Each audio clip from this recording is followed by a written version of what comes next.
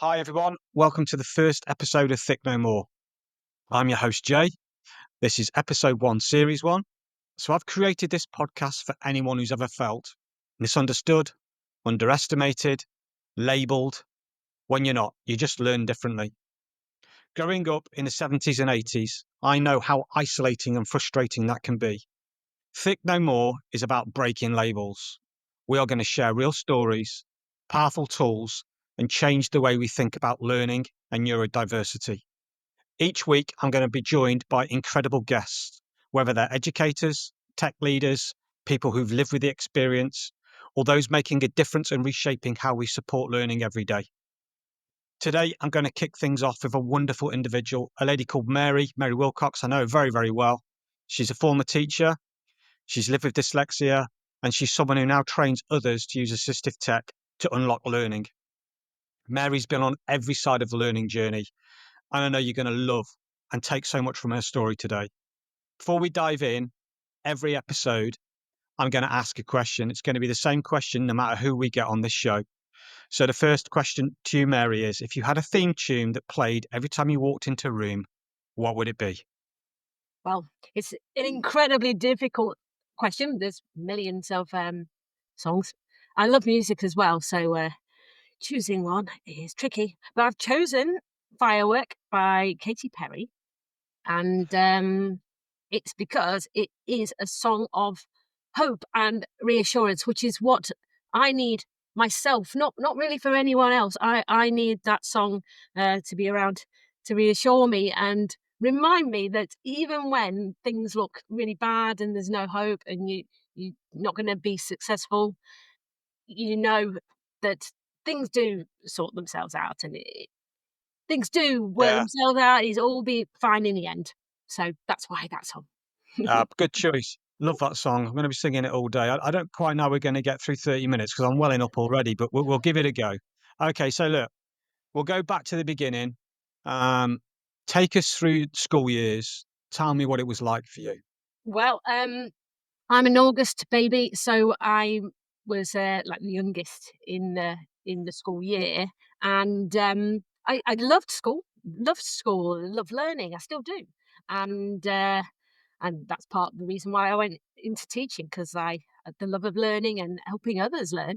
But I had a happy time at school.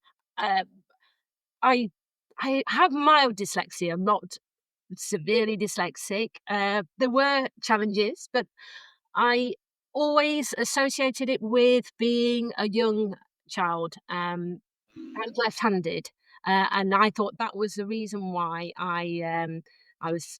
It took a little bit longer to learn to read. I've always been a slow reader, still am, and my spelling was poor when I was at school. Structuring sentences was tricky for me. Took a long time to write things.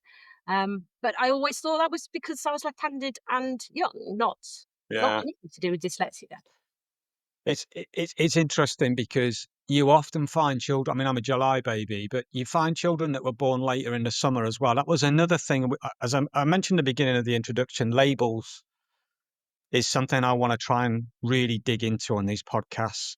Labeled for being left-handed, labeled for being dyslexic, labeled for being a summer baby as well. The amount of times in the years gone by, I've heard teachers saying, "Oh yeah, it's only because they were born, late August that they're when you're young, if you're born in January, you tend to be." And again, these are things that I really want to deep delve into in this podcast and find out how that molded you. And you mentioned about mild dyslexia there. So was there a moment at school when for me, because there was for me, I knew with headaches and things like that, but did you realize at school that you know something didn't quite feel right here? Everyone else is doing things different to me. What was it kind of like stuck in your mind? You mentioned about being left-handed. Was there anything else? Yeah, I suppose the time when I thought, "Hang on, that's a bit strange," is when I was in top set for everything, Yeah. and then when I got into like fourth year secondary school, which is year 10 now, I was moved into the middle set for English, and I thought I get that because I'm not very good at writing, but it was a surprise to me because I was always, like, top set for everything, and then I was told, "Oh, you go there." And then, the teacher always got me to read out loud, if we were reading a Oh, book. wow. It's like, "Mary, can you read that, from page 17?" And, I at the time, I had braces as well, and, you know what teenagers are like, they took the mick out of me for, Yeah. having a Yeah. lisp and stuff, and then reading, I I really struggled and got nervous, and so I actually spoke to the teacher after a few weeks and said, can you not choose me so often to read? Because I get very nervous and with my braces and things. He said, "Well, we're only choosing you because you read really accurately and really clearly." I was like, I didn't see that. I thought I was rubbish at reading out loud. But he Yeah. said that I was like the best in the class, which really surprised me. So, yeah, Yeah, it's part of it as well, the doubt, isn't it? Doubting yourself. Like yes, even now, when I'm asked to do, as you well know, when I'm asked to do public speaking, I I have to have had everything in front of me weeks before. If anything is dropped on me, like because those days, that takes me back to school, being brought up in front of people, being made almost like an example of, and it shapes you as an individual. It kind of you hold on to those things, those stigmas and those memories. So did you I guess what was the switch that kind of made you think to yourself, you know what, I'm gonna be a teacher? Was it something to do with those early years or how did you get there? not really. A lot of the people I did my teacher training with were like their parents were teachers or they wanted to be a teacher from like 4 years old. That wasn't me. Yeah. Um, I sort of like ruled out other things because I couldn't write essays very well. So I thought I loved psychology. Um, I really loved it. I did it as A level. I did geography and maths at A level. They were my favourite subjects. But and I really wanted to do, psychology, and I was thinking, "Oh, I could be a child psychologist." But, I was like, "No, can't do that. It'd be a waste of going to uni because of all that reading. I'm so slow at reading, I'm not gonna get through it all, and I can't write essays very well. So, I can't do that." So I thought, "Well, I'll teaching is more practical. Of course, it's still got essays, but it's a more practical thing." So that's really why I Mhm. did teaching, not because I'd always wanted to be a teacher or anything. So yeah, that was my routine. Oh, it's credit to you, honestly, it really is. And what about your students? Were you more helpful with them? Did you find that, because of what you'd been through, your experience, did that shape the way you taught with your or the way you saw your students? I think it definitely did. I didn't realize at Yeah, the time, but I I there's all of course, as you know, there are benefits of being dyslexic. You've got skills that yeah, people who aren't dyslexic have. And I think yeah. I am very good at explaining things really clearly, with Mm, step by step, little steps to learn something. And I think that really did help. All the children, not just the children with additional needs, but all the children benefit from having being given little bits of information at a time and explaining things and using uh, different styles of teaching. Like I always made sure that we weren't always having to write something. We'd play a game or we'd use some cards and that's rearrange brilliant. those and work together sometimes, work on your own sometimes. So really varying the teaching styles. And I Yeah, think that the way my brain works helped be more creative with that side of things, I think. yeah, that's wonderful to Mm. hear because, I think having lived experience and then seeing because everybody's different. It'd be a really boring planet if we were all the same, but I think sometimes adjusting and realizing that there are different people, um, and the way you've done that is wonderful to hear. And there's probably I don't know if you ever speak to any of your old students or come across them, but I should imagine you've probably shaped and changed the way they are now as individuals. I kind of wish I'd had that in the classroom myself. Yeah. How did you? lovely. It's lovely if you they're Yeah. all in their 20s now, but Wow. it's so nice to see what they've done. Oh, Yeah. I see. That's credit to you, you see. That's credit to you. So how did Mary go from, because this is the best bit of this story for me. How did Mary go from being a teacher to working in assistive technology training? Um, Part of it was luck. Um, Yeah. but it was a big roller coaster 10 years ago. So Yeah. I'd been a teacher for the time 16 years, 15 at the Wow, same long time school. though. Yeah. That's a big change, right? 16 years of your life Yes. to think, okay, something new. Yes. Um, it was a horrible roller coaster of a section of my life. I left teaching because I was told I was no good at it after so many years. Um, Unbelievable. and just because it was only one person, but that one person changed, my route, and it Yeah. was awful at the time, and it's still difficult to think back to it. But she did me a favor because I now do a job I really love, um, and and it was sort of like that push that I needed, but I didn't realize at the Yeah. time. So yeah, I left teaching and had no idea what to do, and I had lost all my confidence. That's So I was terrible. like, I don't know what to do. So then I always wanted, because I liked maths, I always wanted to be an accountant. But my dad was an accountant, and so was my older sister. So I didn't want to copy them. That was part of the reason I didn't do it after school. I did teaching instead, and Yeah. um, and so I studied um, bookkeeping. So I'm a certified bookkeeper. Um, Wow. You're a jack of all trades, really, aren't you? Well, yeah, master of none, that's true.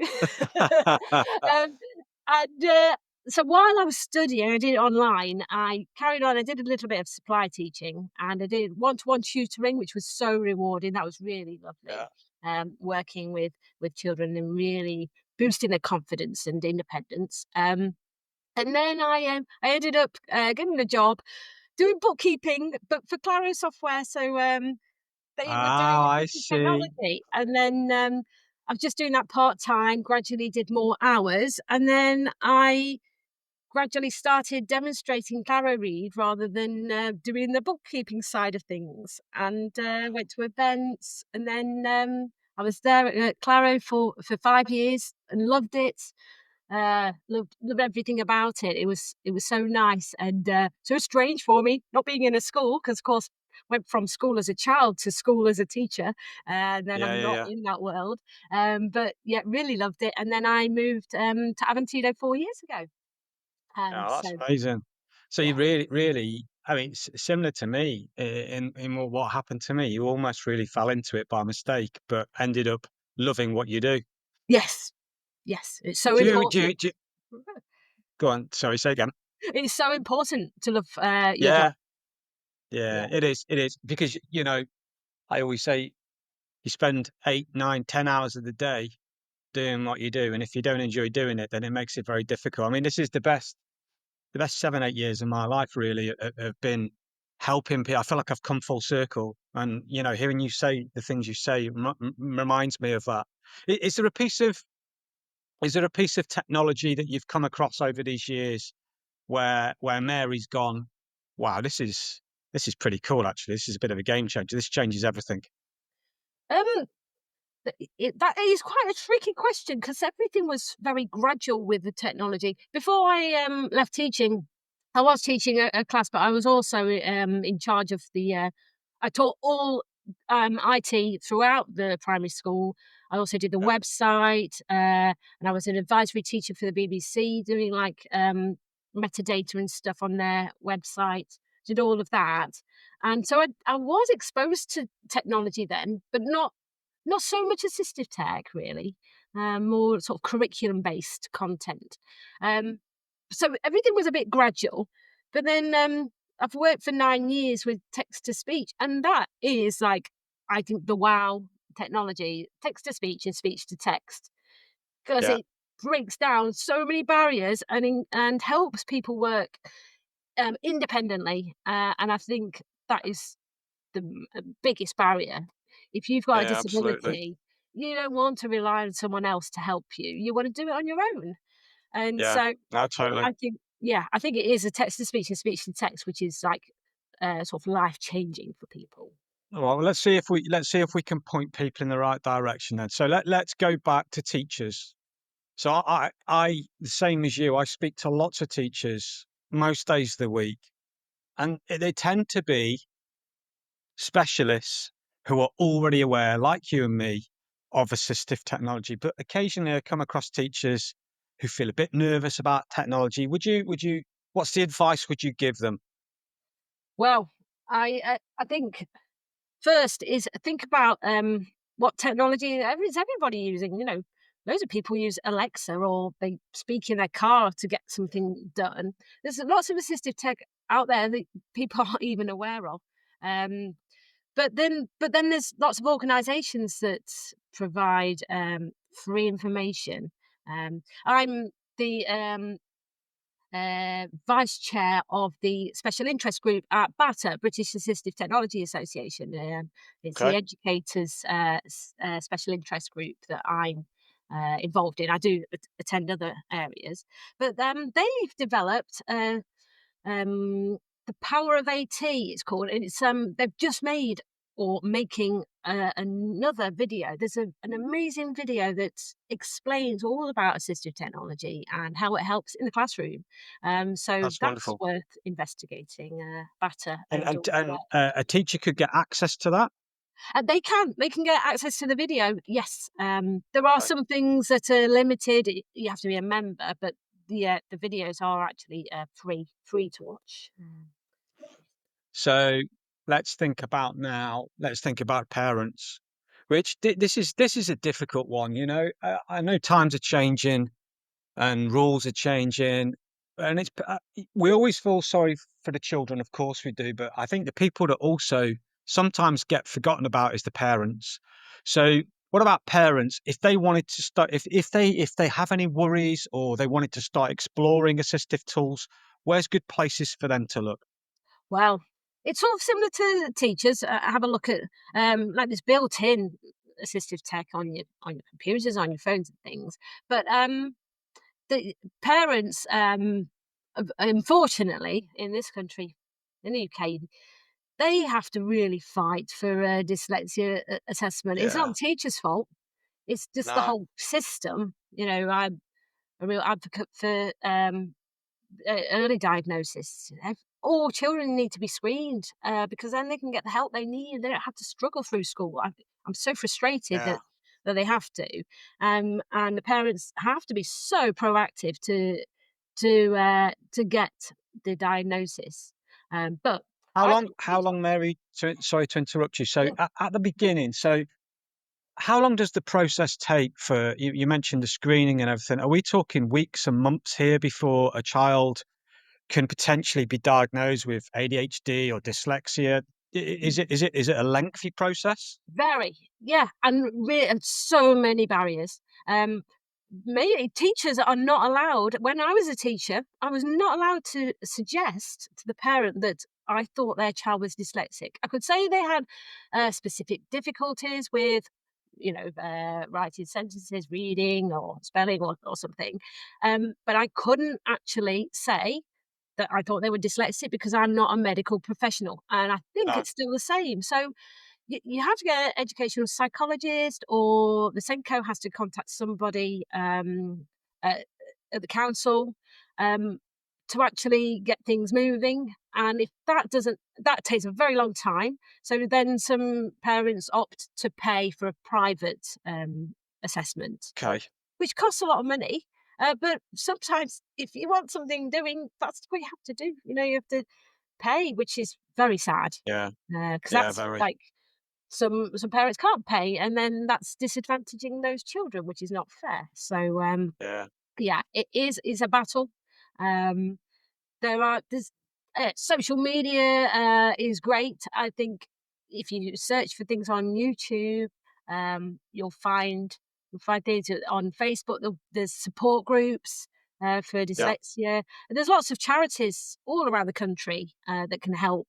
So I'd Google dyslexia assessment or support to Okay. find someone that can help.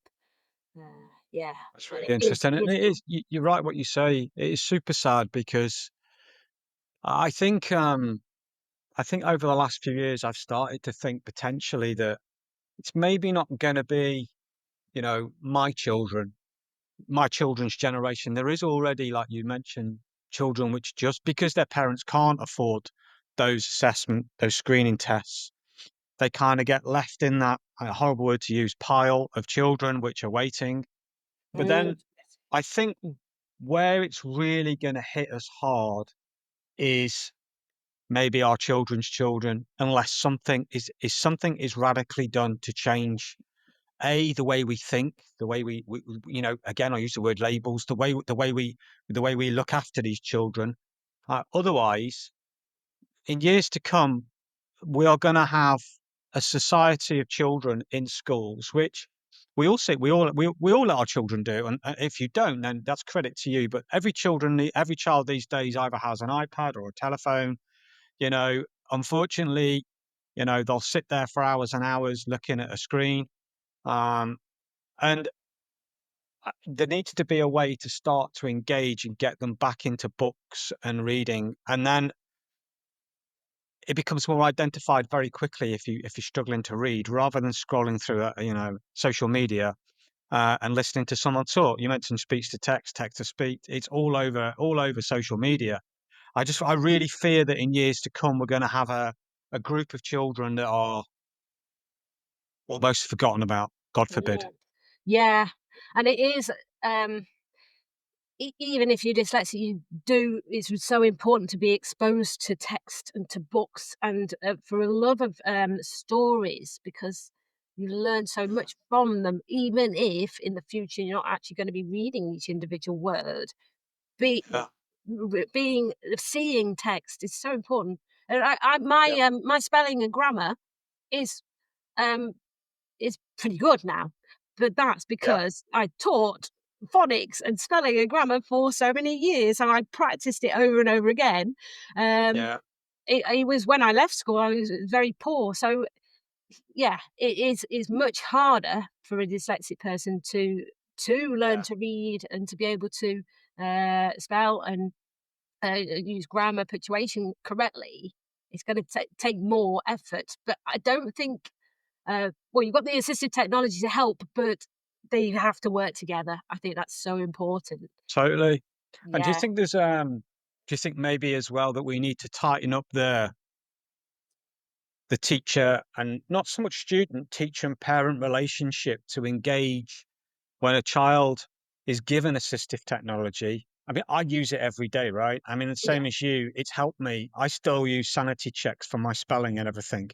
When I'm preparing to talk to you today, I've had the questions read out to me, because that's kind of like to calm me down a bit, so that when I'm reading them, I remember the words that I'm reading. Yes. But do you think also maybe we should be encouraging parents to engage with teachers, so that teachers can sort of say to the parents, hey, listen, at home, maybe do this or try this? You think that maybe something else as well, that there's a gap between the parent and teacher community as well? Yeah, but I think that varies from school to school. Some Yeah. teachers are actually amazing with their communication, with suggesting ways to help the child at home. Um, but that does vary. But then teachers still don't have much training in special needs. So No, no, they've not got the exactly. tools. They don't know themselves really. Yeah. But I think that is about to change. I think the government have decided that they are going to provide more training for Yeah. teachers, which Yeah. is a wonderful, wonderful news. Nah, absolutely. Fingers crossed. So towards the end of this podcast, what I want to try and do is give a bit of reflection and a bit of hope for everybody. So if you could go back to talk to 10-year-old Mary, what would you tell her? Or to believe in yourself a bit more. um, Although as a child I was more confident, I suppose it's adulthood that's made me doubt things and lose my confidence. But I've always been a very friendly person, but always, but not someone who takes the lead, because I've always Yeah. been worried that about doing the wrong thing, So I think I would tell her to believe in yourself and be more confident. And what's the worst that can happen? Someone doesn't like it, and then you can sort that out. So I should be more Yeah. uh, believe in myself a bit more. Okay. Nice. And I've called this podcast "Thick No More" for a reason.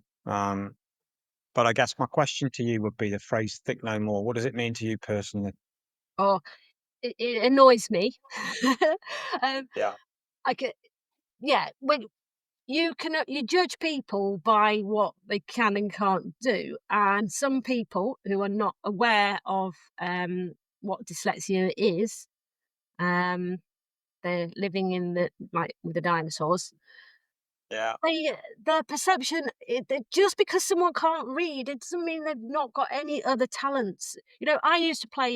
This was like 25 years ago. I used to play The Sims. I know it's around now, but I played it then, and it I was know what like you mean. it showed the personality with them, like, and their moods and everything, all in sort of bars. But Yeah. there's only you can't have them all full. It sort of has to be arranged. You've got so many points or whatever to rearrange to put into different bits. And I see sort of intelligence as that. There's different types of intelligence, and you can't Yeah. be amazing in every aspect. So you might be amazing at sport, but can't read very well, or very creative, um, but Mhm. haven't got a good mathematical brain. And it's all evens itself out. And so just because you're not very good at one thing in life, will be amazing at something else. So Yeah, it is. It is. For me, it's a personal thing. But I mean, you talked there about the game The Sims, and I think back my childhood, and then I remember there used to be a lad down the street who was involved in an horrific car accident when he was really young, um, and was severely disabled. I mean, like to the point of almost like partially, crippled down the one side of his body. Used to wear. You remember, like, not giving our age away here, Mary, or anything, but do you remember when they used to give disabled children those big, thick brown boots with the laces on, which oh used to go through? yes, Yeah, do you know the ones I mean? So they could why did they walk. do that? It's so ugly. Yeah, and the kids at school used to. I mean, I used to play with him and his brother, and the kids from my school. I clearly remember them shouting "spastic" at him, and it used to break me as a kid. It really did, and for me, I totally agree with you. We don't have speech bubbles over our head. Nobody knows what you've been through. Nobody knows what you've got. Unless there's a physical mark on your body, it's just not possible to know anything about anybody. And I love the fact that we're all different. I really do. Um, and I love talking to you. I regard you as a friend, and it's beautiful. And I guess for me, there is hope, and you think about like accessibility and awareness now, you know, what gives you hope when you think about that, awareness and accessibility changing today? What gives you hope when you look at it? Yeah, it's even though I've said, being diagnosed with dyslexia is incredibly difficult to do at schools, but the whole way teaching is done now, it's far more inclusive. Um Yeah. and people are far more aware um of neurodivergent learners. Yeah. The TV programs like the Jamie Oliver program really helped That's with big. dyslexia Yeah. massively. People are just becoming far more aware of dyslexia, and that it is not someone who's not thick. They just think in a different way. They have talents that other people don't, and Yeah. it's becoming less of a barrier to learning, I think, and it's only going to get better. Yeah, So fingers crossed. Fingers yes. crossed. Okay, so look, I've had a lot of people reach out to me already, which is kind of nice about this podcast. And I really hope that if anybody's listening today, if they want any advice or any help from you, can you sort of tell us where they'll find you, Mary? Oh, Online, definitely, for example. definitely. Yeah, you can find me at Aventino. So Yeah. You can contact me there, but also through